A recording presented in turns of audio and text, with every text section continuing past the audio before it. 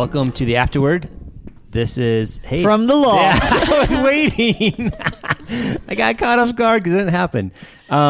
This is a podcast where we look at the passage that was just preached. We're going to look at some different layers here, some application points, maybe wrestle with some stuff. There's often really hard things in the text that we preach, and then we want to see where we see God's glory in it. I am joined by Betty, by Kirsten. I'm Eric, and our special guest today is Mr. Jon Pfeil, who preached the text yesterday. So we're going to have some good insight from Jon. In our house, people refer to you as Jon P. Pfeil. So, thank you. Thank you. Here is our intro question for today. What's a Christmas tradition that you and your family have? Maybe it's one you grew up with. Maybe it's one that you're doing currently. Maybe it's something you do with friends. Maybe it's one that you really want to do, but you don't do.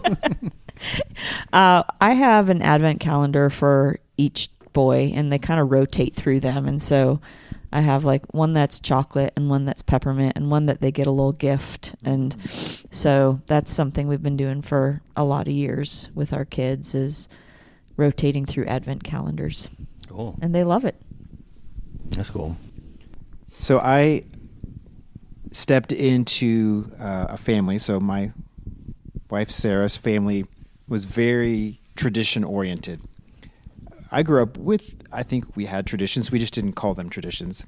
But as we got married and we're starting a new life together, and God gave us a family, we were trying to figure out, okay, what does it look like to make Pfeil family, Jon Pfeil family traditions? And so we decided to borrow from Sarah's growing up, but doing something in our own way. So what we did was, let's take the stocking idea, but instead of having it be kind of like an afterthought on Christmas morning, which was the way Sarah's family sort of did it, was we said, let's take the stockings and we'll move it to the first Sunday of Advent and sort of kick off Advent.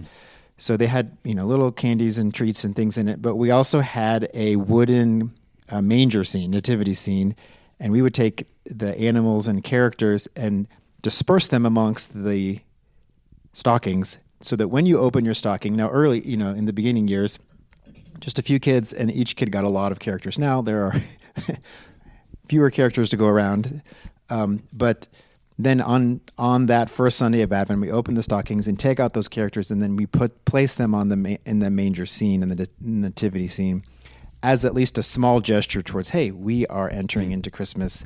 Take some of that joy, spread it out, but kind of kick off Advent. I like marking the beginning of Advent. It really snuck up on me this year.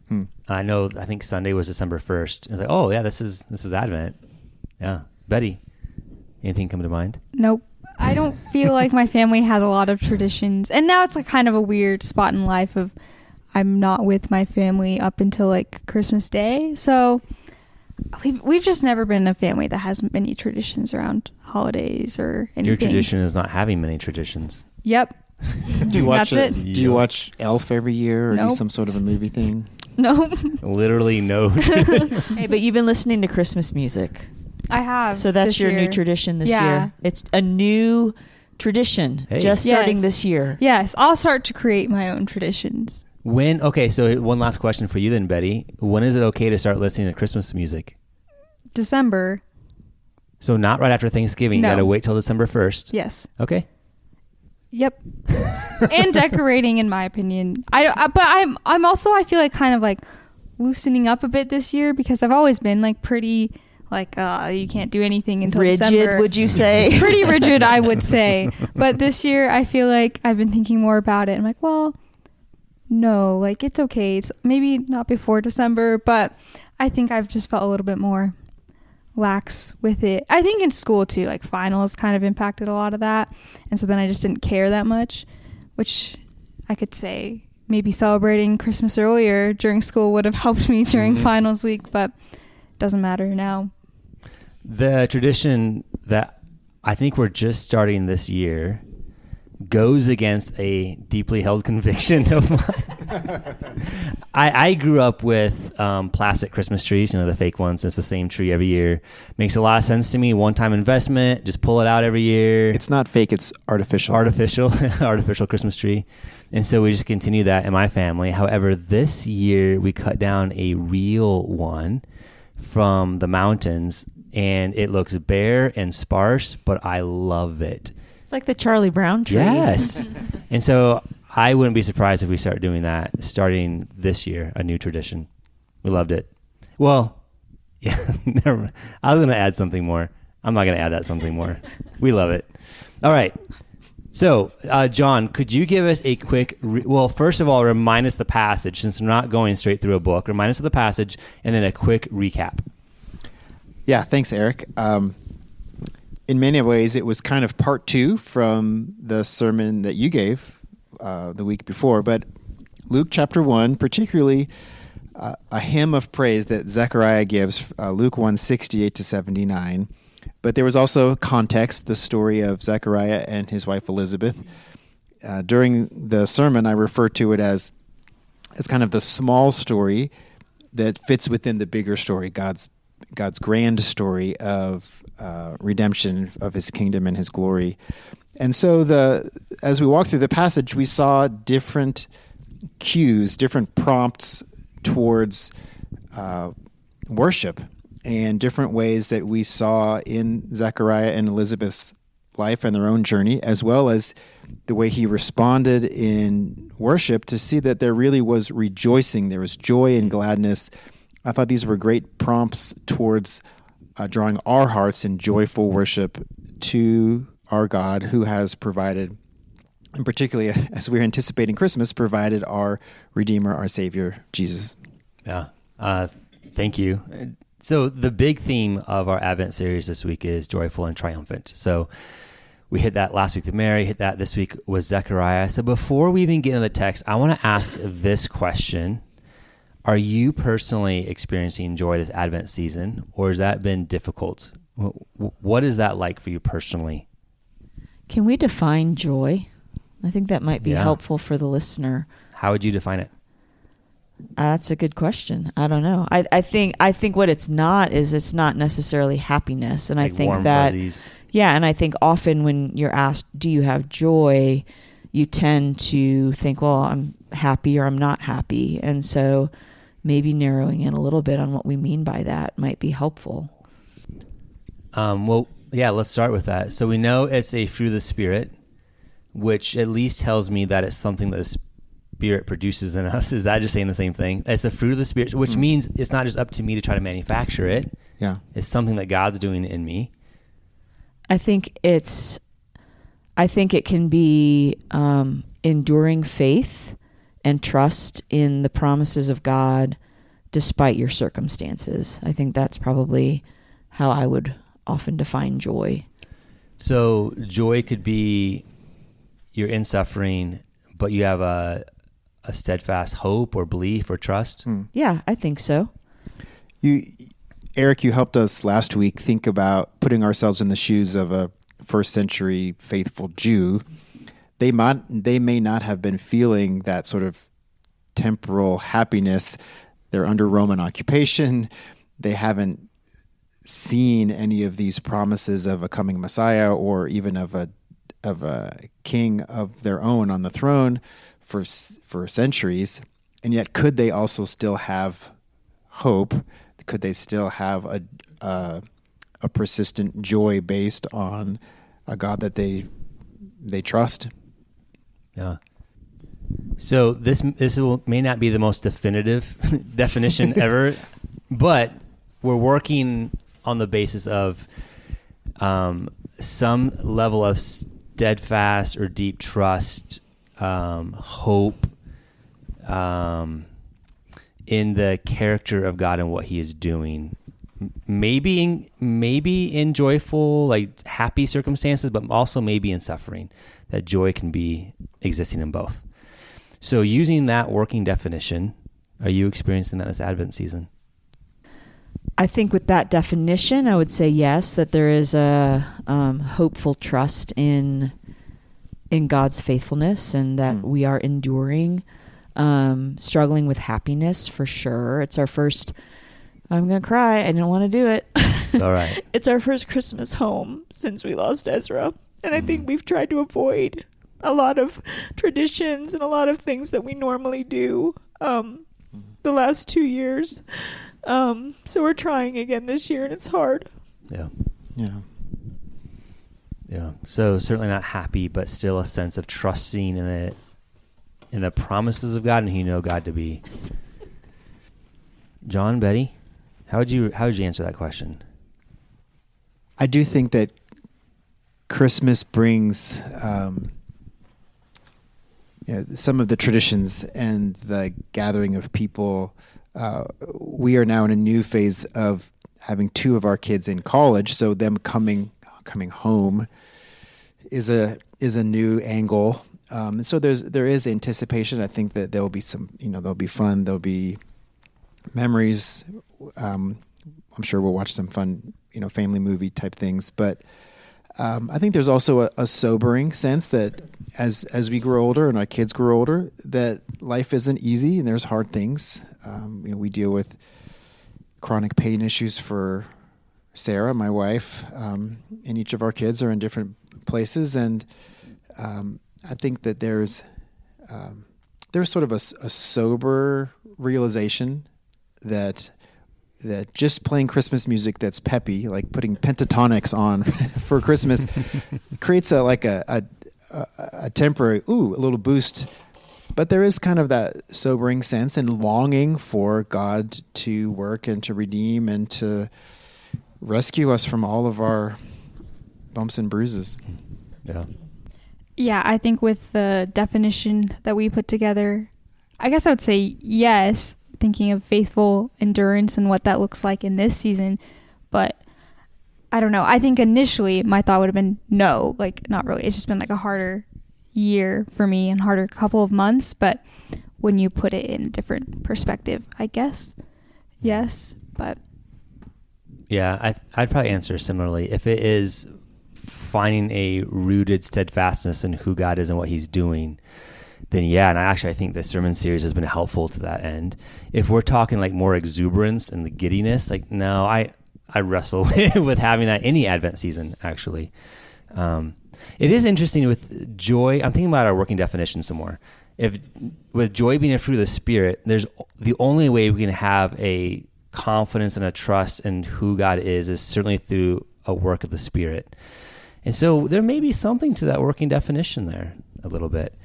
Well, yeah, I think I wrote the Advent devotional, I don't know if it was last week, it's only Monday, but it was about joy and when you lack it. And I think coming down and kind of drilling down to the fact that I think joy for Christians doesn't look like the world. And so I think a lot of people feel like maybe they struggle with joy because you're thinking that joy is a happiness or a joyfulness or an exuberance, when really I think joy can look like patient endurance in suffering. It can look like trusting God and his promises. It can look like believing that God is who he says he is, and on and on and on. And so I think it's a faithfulness. It's a faithfulness to God's word. It's a faithfulness in trusting who God is. And in that we can have joy knowing that this is not all there is, that there's a one day in future hope that can lift our heads and help us remember, like, it's not always going to be like this. Yeah, and so I think this conversation is really important because if I have an expectation that as a Christian, I'm supposed to have this exuberance and giddiness every Advent season because of Jesus, and I often don't feel that, then there's a real tension, maybe some guilt, maybe some shame, maybe what am I doing wrong sort of feelings. But if it's more of a God-given trust in the character and nature of God, not that we don't question that at times, not that we don't doubt that at times, but if there's a deep settledness there, then it changes the conversation, I think, quite a bit for me as I think about, this is put it crassly, like, am I doing Advent right as a Christian, so to speak? My mind was going through, where do I remember joy in Scripture? And the line, the joy of the Lord is my strength, it just had come to mind, and the thought of, okay, if you're thinking of joy as happiness, that doesn't make sense. happiness is my strength, but joy, in the way that we're talking about it, really is a strength, is a foundation. Kirsten, who is better than Siri, is helping me find where this comes from. But that verse, amongst other verses, struck me as, if it's going to be a strength that we find, it's got to be stronger. It's got to be more. What's a good adjective? Enduring than something like happiness. I mean, one of the definitions here, I asked the Google. Yeah, you can. It's okay. The Google. Any told AI me, you prefer is fine. It says biblical joy is more than a happy feeling. It's a lasting emotion that comes from the choice to trust God, that God will fulfill his promise. And so it is linking it to an emotion. And I don't know if I would agree with that. I think I would probably say it's more of a discipline. Maybe I would say joy is more of a discipline, that emotions are going to change. They're going to come and go, and you're not always going to feel, you're not going to feel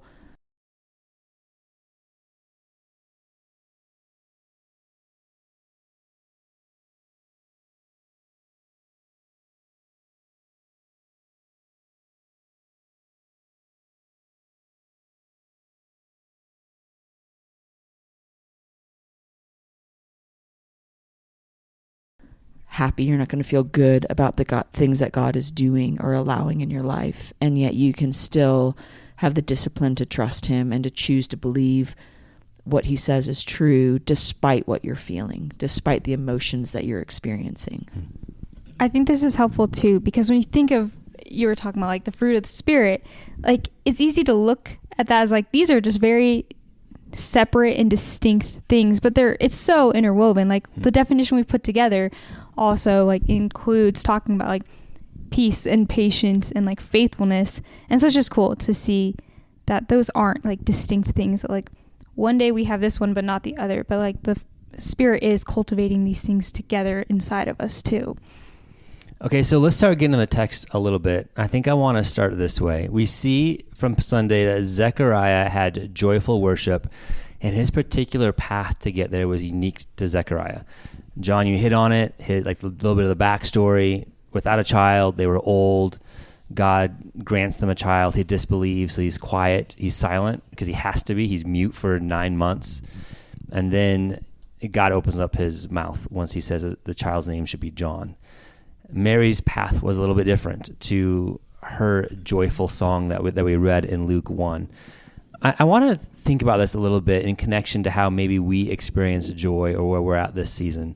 Help me think about Zechariah and Mary and how maybe the responses were different, or their paths were different to the two songs that we've read here, both in Luke chapter 1. There's not really a question there. Just help me think about it. Well, I think their responses to the news that Gabriel brought them was actually pretty similar. You know, they both kind of questioned and said, how could this be? And I think the difference is the response out of that. And so when Mary responded, how could this be? It, you know, hers seemed more like awe, or not doubting or questioning God, but really like, wow, this is amazing. How could this be? It seems like, it's speculation, but it seems like Zechariah's was maybe more questioning and doubting, like, how is this possible? And so his response seemed to come more out of a place of maybe questioning a little bit who God was or God's plan, whereas Mary seemed to be more one of faith and trusting that God's plan was good and right. And I have a lot of compassion for Zechariah. I think he's actually really relatable because, I mean, he was a priest serving during the 400 years of silence. And so really they had not gotten a word from the Lord in Zechariah's lifetime. And so he was serving out of maybe some duty, maybe discipline, maybe obedience, maybe a little bit of all three of those things. But he had not necessarily had like a personal experience with the Lord. And yet he was still serving faithfully. And then the angel comes and he's not expecting that, anticipating that. And so, I don't know, I appreciate Zechariah because I think he's an example of someone that had not maybe experienced the personal nature of the Lord, and yet he still served really faithfully in the role that he was in. I just thought of Abraham and Sarah, or Abram and Sarai, but didn't she laugh when she overheard the news of them having a son? And that's not, I mean, perhaps different exactly than Zechariah, but both in a sense probably coming from, what is the experience of being human? What do we know? What is in our normal experience? We don't see these kind of things happen. And to go, and Mary seemed to be confused and yet accept what God is giving her, and perhaps Zechariah and even Sarai, a little bit more confusion and doubt, like this doesn't make sense. And I would imagine that's probably how I would react. Like I'm going to tend to be a little more logical. I don't see precedent for this. I don't understand this. Yeah, I think that's human nature to when we don't understand how something is going to happen. I think it's human nature to doubt. I mean, I shared earlier as we were preparing that, when Ezra was getting ready for his bone marrow transplant, we were praying that God would stop the process, that it wouldn't need to happen. And yet a very real piece in the cancer world is that like once one domino tips, it just starts tipping them all. And there's really no off ramp. There's no stopping it. And there's just protocols that they follow. And I found myself as I was praying that God would create an off ramp for Ezra. I actually thought, well, it's not possible because, the dominoes are already going. There's no off ramp. And it wasn't the plan that God had for Ezra, but I think, I actually sat a long time in this passage because I think for me, what I recognized in my own heart is that because I couldn't figure out a way that God could do it, my assumption was that it wasn't going to happen. And I just can't help but wonder if maybe that was Zechariah's thought too, that they'd probably prayed for decades for a child and now they're way past childbearing years. And so when the angel came and said, hey, your wife's going to have a baby, there was probably this sense of like, how is that possible? I can't think of a way that God would do that. Mm-hmm. And so therefore, I don't think it's going to happen. And so I think those types of things reveal maybe the holes in our faith, that we trust God when we see there's a path forward, but when we can't conceive how there is a path forward, it's harder for us to trust that God could actually do it.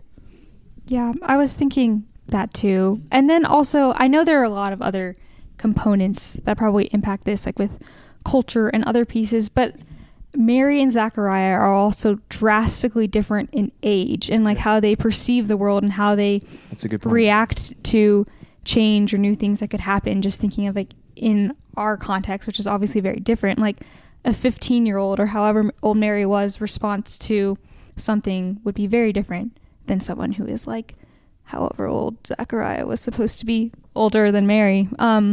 So yeah, I don't know. I wonder if that's like a piece of it too. Just how she perceives the world is greatly different than how he would too. Zechariah has been disappointed many more times than Mary has, right? And way more prayers that have not gone answered how he wanted them answered. Just take the child, for example. You're probably right. It had to be decades.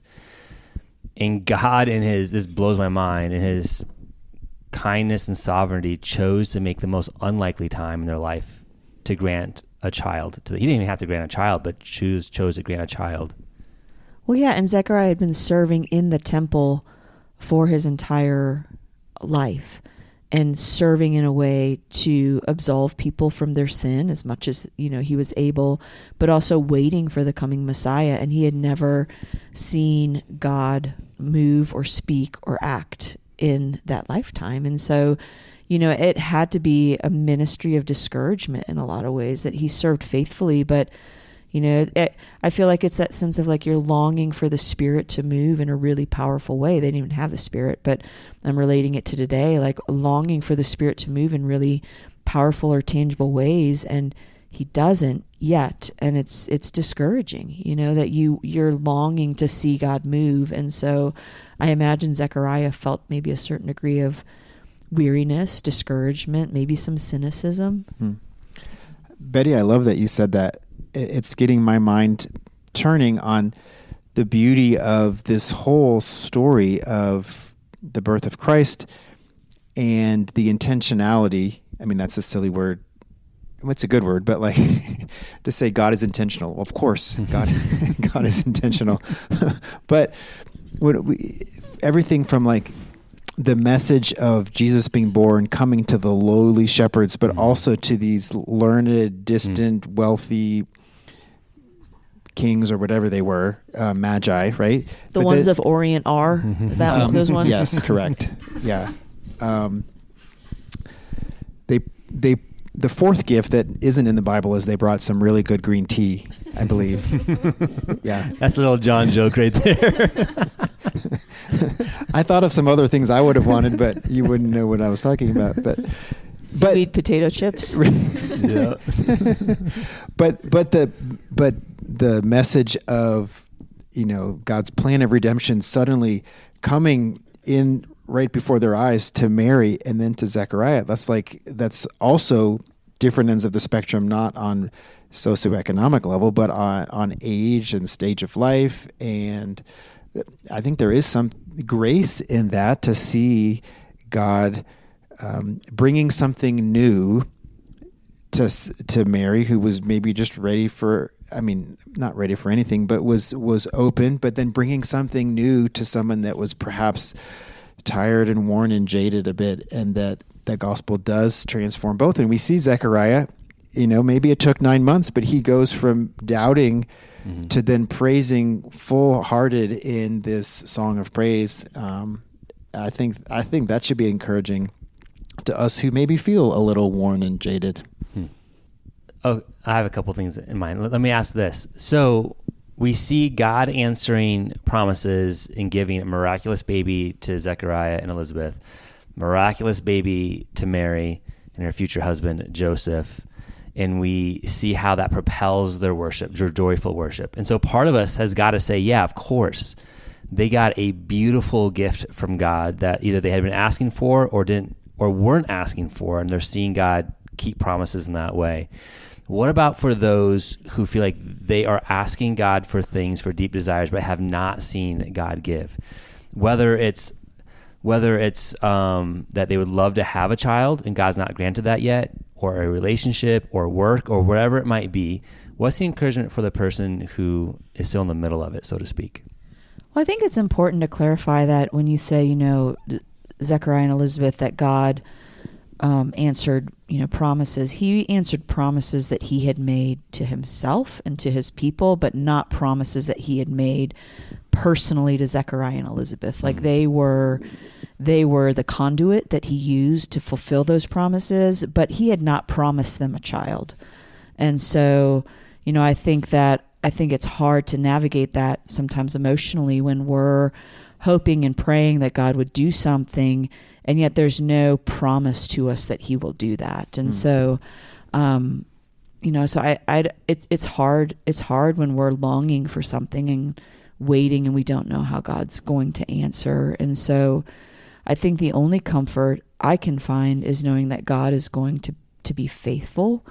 And so considering some of the New Testament promises that he's given us, like that he will sustain us, that he will give us joy, that we have his Spirit, that we have salvation, that we have eternal life, that we have Christ. And so just considering those are the promises that we have, and clinging to those, and knowing that these longings that we have may not be fulfilled, but one day there will be a better world, a better promise, a better longing that will fulfill everything. That's helpful. And I do think as far as God is remaining true to his promises, and those promises are big and world affecting, and that when John comes as an answer in the short term, perhaps an answer to Zechariah and Elizabeth's prayer, but it's really an answer to centuries of God's people longing for this righteous king, God's people longing and praying for being redeemed or rescued from their oppressors, because they've been under under foreign rule, and even when they were under some of those Davidic kings, there was not righteous rule. And so these prayers and expectations and God's ultimate promise is being fulfilled in this huge, grand way, and yet God also works in the little ways too. And the provision of this baby John was a part of his unfolding of, really thousands of years of anticipation of Messiah. So I think that those two layers, sometimes they intersect. And for Zechariah and Elizabeth, this grand promise of a Messiah intersects with their personal prayer for a child. And yet we can always know that God's grand plan is coming to pass. Are those little things are the things that we trust that God will do in his way, and it may not be necessarily in the way that we have been hoping. Yeah, it's often not. I think, too, it's important to recognize that Zechariah and Elizabeth were old. Like, they were far past childbearing years. I don't know how old they were. Did you come across that in your study, John? I'm just old enough to not have any chance of having a baby. All right. So, 50s, 60s, 70s, 80s. We don't know how old they were. But in all likelihood, they had prayed for decades to have a child. And as they got older and recognized that it was no longer physically possible, I wonder if they kept praying. I don't know. I can't imagine they did. I mean, they were human. And so I imagine they probably saw that as God's answer, that God's answer was no. But this was God's answer to probably decades of prayer from years previous. It may not have been an answer to an immediate prayer. And so just considering that, I think often when we pray, we're hoping for immediate results, or we're hoping for something tangible to grab onto right away. And yet that's often not how God works. And there's times that we see answers to prayer, generations down the road or we may not actually see answers to prayer, but I think often we're impatient, or we're desiring a lifting of the suffering now. And God's answer is, yes, I will do that, but not right now. This could be a total tangent, and you could just cut this off at the pass. But I was thinking about Abraham and Sarah again, and God did did make a promise that through them there would be, descendants as many as the sands on the shore and the stars in the sky. He promised that they would have a physical baby, but then it still was a long time between that promise and that the baby being provided. In this situation, Zechariah and Elizabeth, it was a matter of months for that to come to pass. Just an interesting kind of comparison, and the different things in a sense that God is teaching and showing us through those stories. Another thought with that, in Zechariah's prayer here, and correct me if I'm wrong, John, but I don't see Zechariah worshiping God anywhere in the prayer because God granted him and Elizabeth a child like they had been praying for. It all is focusing on that grander narrative of through the generations of what God is doing and has done and will do through John and the coming Messiah. Yeah, I think that's true. What we see a little bit earlier in the text from the angel is that you will have joy and gladness, and many will rejoice at his birth. And that was sort of warming his heart, God's provision, and to know that what God will do through John will bring joy and gladness. But yeah, Zechariah's prayer itself is not about the baby. If anything, he's worshiping God as he looks at the provision of this baby who will prepare the way for the Lord. That's where I think the hard heart pieces, where the rubber really meets the road for me. If there are specific desires of my heart that I've been praying for a long time, God hasn't granted those. It's really hard for me to still hold those with an open hand, realizing I may never see God grant those, and at the same time still rejoice in still the character of God and who he is. Those two things in my heart can get intertwined really, really easily. And I'm guessing I'm not the only one. So what sort of encouragement might you have for our listener who is struggling with that, with holding their personal desires with an open hand and at the same time still rejoicing in who God is and what God is still doing?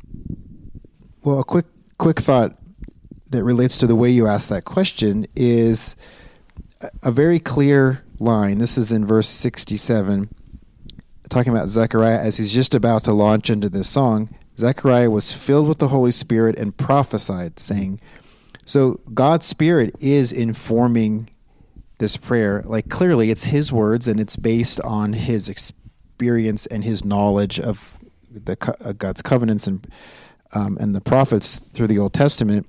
But there is a sense of maybe we see God is taking him to that bigger story through his personal story. And so I think that's relevant here. It's not just what was on Zechariah's mind, but it's also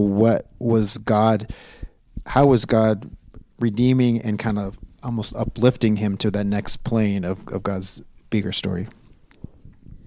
I think to answer your question, Eric, I think a couple things are in my mind. One being that we live in a really broken world, that we can't always see what God is doing or understand why he allows the things that he allows. And so I think taking time to grieve that God's answer is not what you want it to be right now, and really actually grieving that maybe God has said no.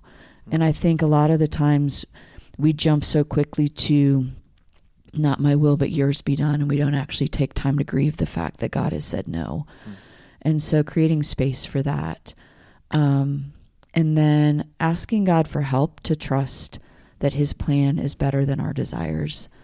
And I think that's an act of surrender. I think a lot of the times we don't understand because we have really, I think at times, really good and godly desires. There's things that are gifts that God gives, and we desire those things, whether that be, a couple that wants a baby or a single that wants to be married or whatever it is. Those are good and godly things, and those are beautiful things. And it's really confusing when those are the things that we desire and God's answer is no. And so, again, just taking time to pray and asking God to help your heart trust that his plan is more beautiful and better than the desires that you have. I think that's helpful because it sets right expectations that we are going to, as Christians, wrestle with this. You are not reasonably capable on your own to keep your hand open with the deep desires that we have. And it's okay to ask for help, like from the God who loves you and is the only source who can actually help you with these things. And might I add, surrounding yourself with other believers who can remind you what's true as well and support you. So if our listener is in a place like that, like, well, maybe I'm just one of the generations in the 400 years of God's silence where I'm not going to see the big picture fulfillment happening. It's okay to wrestle with that and to ask for help and not feel like you have to have all that together yourself and just white knuckle it. Well, and the reality is that taking time to grieve it and also wrestling with it and asking for help doesn't necessarily mean that the desire is going to go away. It doesn't mean that all of a sudden you're going to be at peace with the plan that God has for you. It's not like this aha moment that all of a sudden you're like, oh yeah, now I get it. Now I'm okay with this. Like, I think it's maybe a lifetime of wrestling. When God's answer is no, it's a lifetime of grieving. It's a lifetime of letting go. It's a lifetime of struggling and fighting to trust that God's plan is better, even when we don't understand it. And it doesn't mean that the narrative is going to get easier to live in. Yeah. Something we talked about before we started recording is this is a little bit fascinating to me. Zechariah is silent for 9 months as a discipline of God. This is what I want to open up. How do we see God's mercy in those 9 months? How do we think about how God interacted with Zechariah, and how maybe that led into his joyful worship that we read about on Sunday?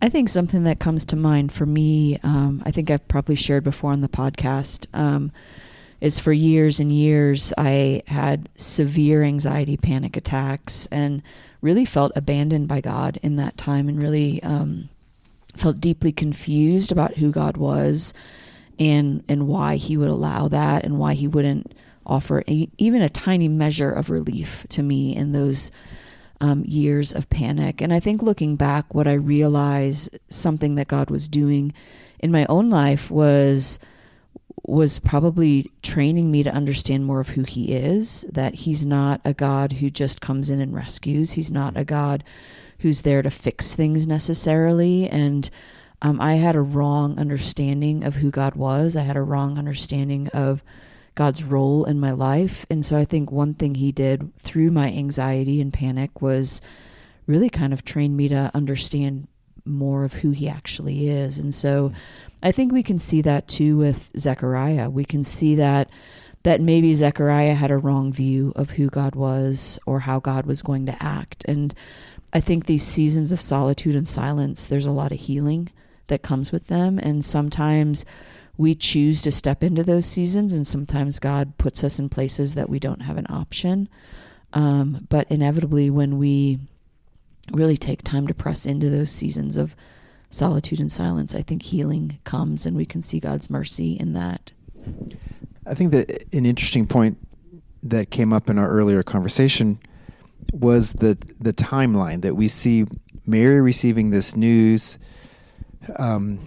Soon she goes to see Elizabeth, spend some time, and then, within a relatively short amount of time, she's responding with this joyful song of praise as she's seeing God's promise and announcement about the conception of Jesus of coming to be, and then hearing Elizabeth's confirming it when she goes to visit. For Zechariah, he is given the news by the angel, and then and in expressing his own doubts, and then it's a whole 9 months or 40 weeks and 8 days or whenever, for the baby to be born, and ultimately for him to then proclaim with confidence his name is John, which is he is embracing, accepting, obeying God's command about this child, even against, all the family members that were expecting and probably had already made a cake that said Zechariah on it. And he's like, no, his name shall be John. It seemed like he needed time to get ready to embrace. And I just had this thought right now that when the angel was speaking right to Zechariah even before he had a chance to doubt, he's talking about how there will be joy and gladness. They will rejoice in the birth of John, because he will turn many of the children of Israel to the Lord their God.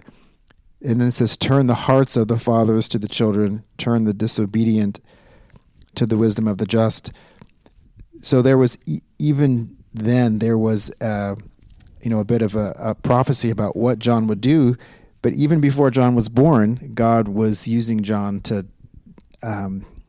turn the heart of Zechariah towards the Lord, it seems like. There's so much hope to that whole story with Zechariah. As this is what hit me as you were talking. I hadn't realized this before. 400 years, no prophets, right? Elizabeth gets pregnant 6 months before Mary does, which means John is born before Jesus. And so Zechariah's song here, this prophecy, happened maybe before Mary's song that we looked at last week.